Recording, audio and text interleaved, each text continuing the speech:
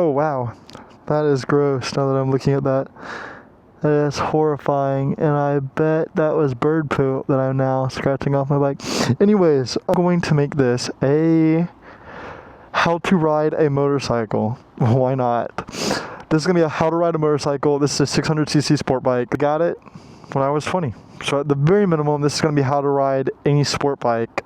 But I'm going to be doing this on my 600cc. I learned to ride on this motorcycle, so I feel like it might be good to, you know, teach off this motorcycle. Let's start with the very basics right here. You got your motorcycle. You got your clutch, which is the silver. You got your clutch shifter, which is this little black right down here next to my left foot peg. There's my right foot peg. I don't know why I said foot peg. Foot peg. And my right brake. That's my rear brake. And this is my front brake. This is the front tire. That's the rear tire. That's how front and rear works. I originally wanted to make this because I felt like a lot of people weren't very clear in how they taught how to ride a motorcycle. I'm just going to jump on in. A lot of people take too long. So, how do you get on a motorcycle if you're looking at it? Well, motorcycles are typically 300 to 500 pounds, so you're obviously going to need to leverage. You don't want to be picking it up with just your lower back, or else you're going to throw your back out. So, reach forward, pull this front right brake right here. It's going to lock those wheels. This bike's not going to roll anywhere. Grab this front brake right here, and you're going to want to sling your right leg over. When you sling your right leg over, sit, plant yourself, and pick up the bike with your weight. I'm going to show you real slow. Grab this front right brake, and I typically do it with your right hand. I'm just doing it so you can see. Swing right leg over. When you do, pick the bike up. Bam. I'll show you one more time how you'll do it. Right hand up here, grab it, swing that rear leg over, sit on it, and now pick it up with the momentum. Bam. You are now on a motorcycle. You want to take it a little bit farther? You want to be scary about it? Bam. Now this motorcycle is completely yours. What you might want to do is rock that bike side to side. Get a feel for it. Get how heavy this bike is, if it's on your left leg or your right leg. If this bike starts to go down while you're on the road, it's going to be very helpful to know and like mentally prepare. I'm going to put my foot, like my right leg down. It's going to be heavy. So, right leg down. There's no weight on my left right now, actually. I'm only holding with my right. It's not heavy. When you're used to it, it's not heavy. You use the wheels to keep the weight mostly up. If you want to see something crazy, you see how much, like how long, I mean over like YouTube videos, it probably isn't that long, but I mean in person, that's a good 2 seconds off the ground. Typically, you're always going to want to put the handlebars to your left when you're getting off the bike, or especially when you're getting on.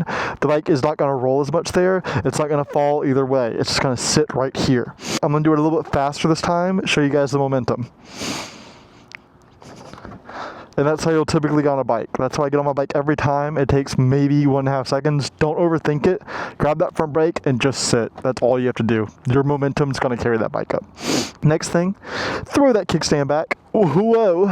Typically, I believe all newer bikes will for sure have this. Older bikes like mine, maybe 50-50, but I'm not entirely sure. Almost all bikes will have a safety feature.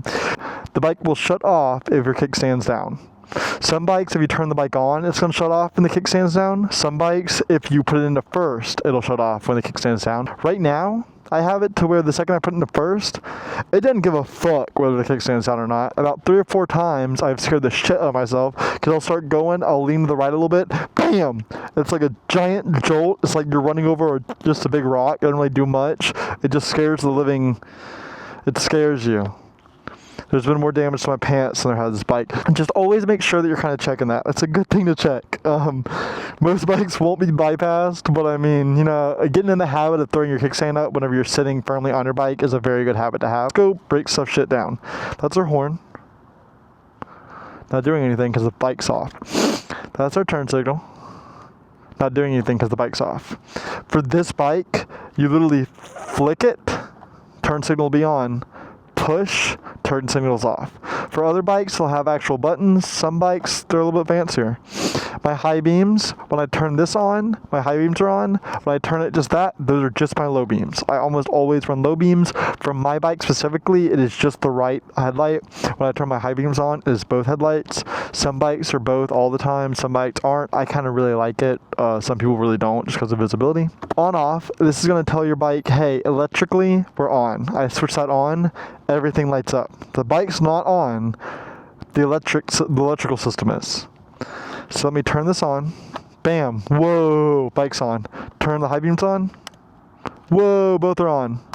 Off, only one on. Fuel ignition. I don't know if you could hear that, but that was the fuel ignition priming. Once it primes, that fuel ignition light goes off.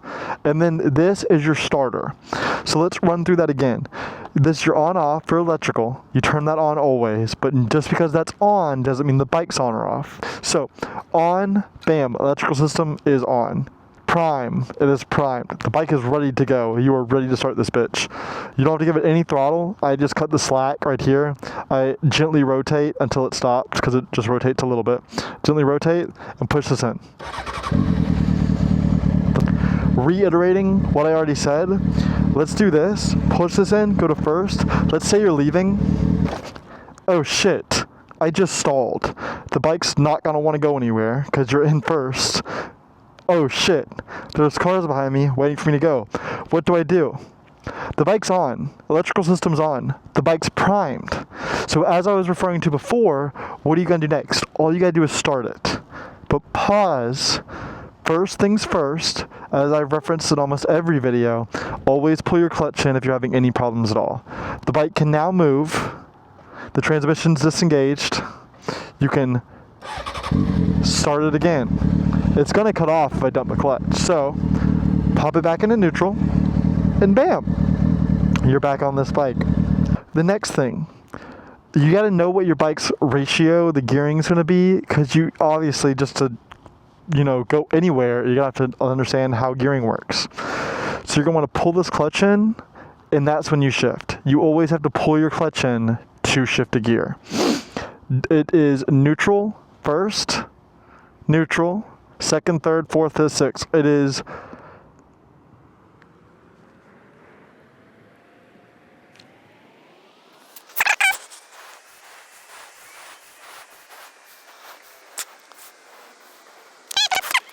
motorcycles are sequential. That means they have to go first, neutral, second, third, fourth, fifth, sixth. As that's just being said, you gotta kick down once in the first, kick up to go up into gears. For gearing, if you're in first, you can kick up into second. If you're in second, you can only kick up into third, then the fourth, and the fifth. It is all one motion. Neutral is the only gear you can ever skip. So if I'm in second and I kick down all the way, it'll go to first. If I'm in second and I kick down halfway, it's going to be a neutral. If I'm in first and I kick up halfway, it's going to be a neutral. You're going to feel it. It's a lot of people didn't describe it. You can't really describe it exactly. You'll feel a click, and then it'll want to give. It'll click into place and then go in a second. So you're going to feel that neutral. So let's get this bike started and let's go.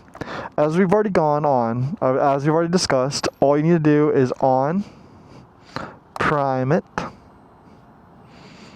and then kick that bitch on. The bike's on. You're ready to roll. So, what's the next step? Correct. First gear. Clutch in, down to first. The bike's in first gear. It's always a give or take. Give more clutch, give less throttle, give less clutch, give more throttle. So, I'm going to let the clutch out and pull back into the throttle. And we are going. Whoa, this shit's weird, right? So to stop it, let me pull clutch in. Doesn't matter. Pull clutch in and grab the brakes. I'm on my front and bottom brake, my rear and front brake, or I could just be on the rear. Give a little clutch out, let the clutch out slowly, give a little bit of throttle. The thing I see most people do is they will give it way too much throttle. They'll either dump it or they will almost kick themselves up. You don't have to give it much. Look, my hand's not moving. Like, not enough for you to see. yeah, my hand's not moving enough for you to be able to see, and I'm still giving myself an incredible amount more gas than I was before. You see how bumpy I am? How I'm kind of going up and down, up and down. I'm kind of stopping myself. I did all that. See, the bike keeps it up with momentum. I can't speak today, you know what I mean? The bike's going to keep you upright with your momentum, and I mean, braking, clutch, it's just a balance point. It's all a give or take. I pulled in the clutch, let off the throttle, bam, I'm now stopped. Guess what? I moved to the back of this bike, so my balance point is all the way. Bam, I'm on a hill. But even on that hill, I can balance for a sec. Like, I mean, it really is a give or take. That is why I am so adamant about, hey, if I can start on a 600, you can start on a 600. I know people have started on 1,000. It is all within your own mind, your own personal control, and just how well you know that bike. Get used to the bike, get used to clutch control, practice, practice, practice. You can't go wrong. Let's get a little bit more footage here. So clutch in, downshift, give a little throttle, give a little bit less clutch. And then bam, you're going. You're on the bike. Keeps itself upright. You are on this bike, bro. And we're just gonna pull out of here. You know what? We're just gonna leave. Let's leave.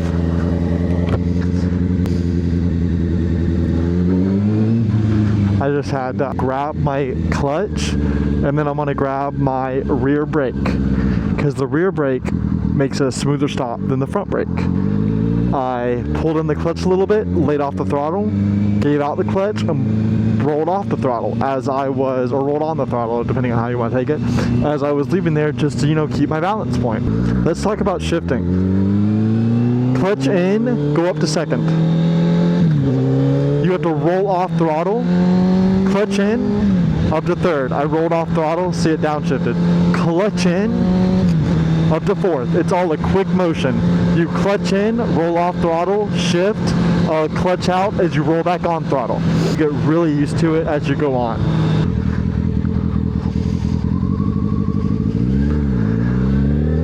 It's all about clutch. And then like this, I can put on the rear brake. I'm on the rear brake. I'm coming to a stop. Clutch in, no front brake at all. Clutch in, shift to neutral, bam! That was perfect right there. You see, I mean, it's all a balance. I didn't even have to freaking get off. Let me wave at this dude really.